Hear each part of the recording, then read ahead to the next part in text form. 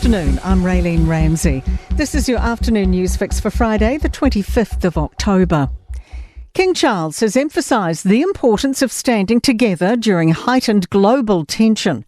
He's addressed leaders at the Commonwealth Heads of Government meeting in Samoa. The King says our connections are more precious than ever. Together we are wiser, stronger and more able to respond to the demands of our time. Chris Luxon is defending the government's climate record as the King throws down the gauntlet to cut emissions. The King's called climate change an existential threat. Speaking from Samoa, the Prime Minister says New Zealand still needs gas to maintain energy security, but is doing all it can to bolster green energy. You've got countries that only are at 15, 20, 25% renewables in their energy mix. We're in a different position. We're at 85 to 87%. Labour's leader says it was wrong to call a staffer working on tobacco policy a distant relative of health spokesperson Aisha Verrill.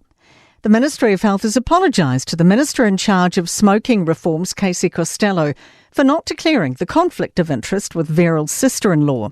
Here's political reporter Demelza Jackson. New Zealand First Leader Winston Peters yesterday alleged Verrill misled Chris Hipkins about the relationship. Hipkins snapped back, saying the conflict had been managed. He now says he chose an incorrect phrase, which should have been a relative through marriage. He says Peters was wrong to attack a family member of an MP.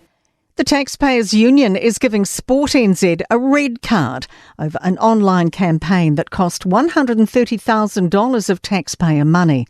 The Say Thanks to Your Coach campaign let players send e-cards and video messages thanking them for their work. It cost $171,000, $40,000 provided by charity Coach for Life.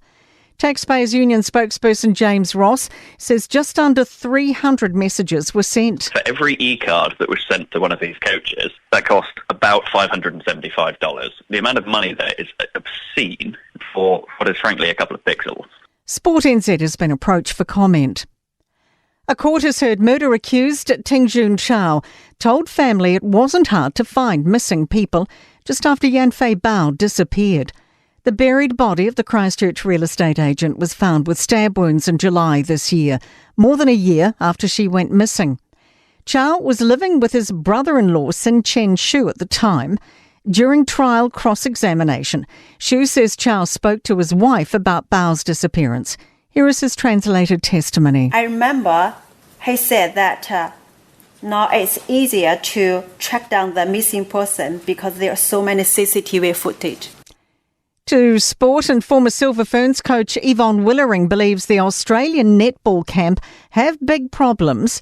The Diamonds trail 2-0, heading into Sunday's third Constellation Cup test in Perth. Willering says the Aussies look shell-shocked and bereft of ideas. The Wellington Phoenix have left veteran English forward David Ball at home.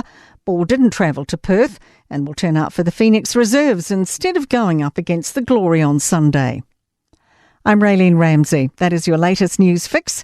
We'll be back with the next update tomorrow morning from the Newstalk ZB newsroom.